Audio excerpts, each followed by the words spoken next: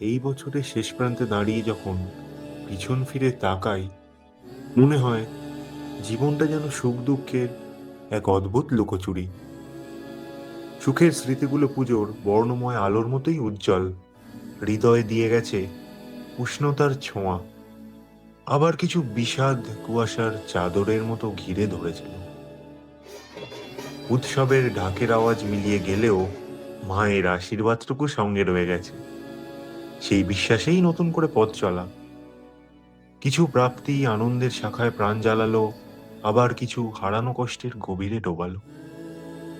তবু সময় তার আপন গতিতে বহমান রেখে গেল উৎসব শেষের রেশ আর একরাশ স্মৃতির মায়াজাল। তাই তোমার আনন্দ আমার পর, তুমি তাই এসেছো